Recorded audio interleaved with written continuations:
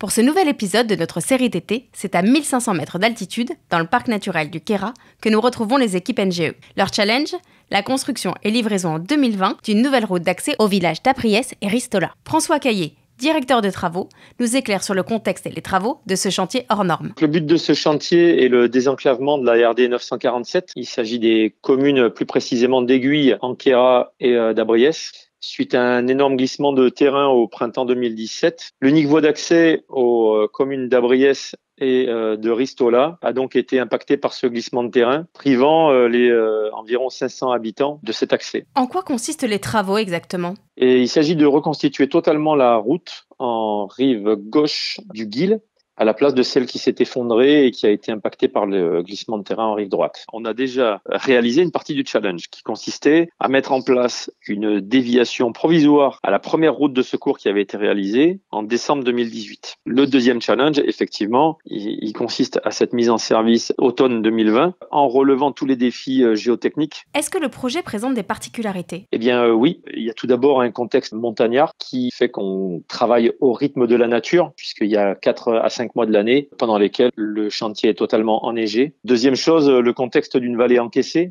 qui est assez faiblement accessible puisque les tunnels qui y mènent ne sont pas dimensionnés pour accueillir des machines de très fort gabarit. Et puis ensuite, c'est un chantier sur lequel on va déplacer de gros volumes de terre et réaliser des parois clouées et des parois en béton projeté de grande hauteur, de l'ordre de 28 mètres. Demain, nous quittons le département des Hautes-Alpes pour rejoindre la Savoie avec au micro Benoît Contilgani, conducteur de travaux, et Olivier Gonzalez, chargé d'opération chez EDF.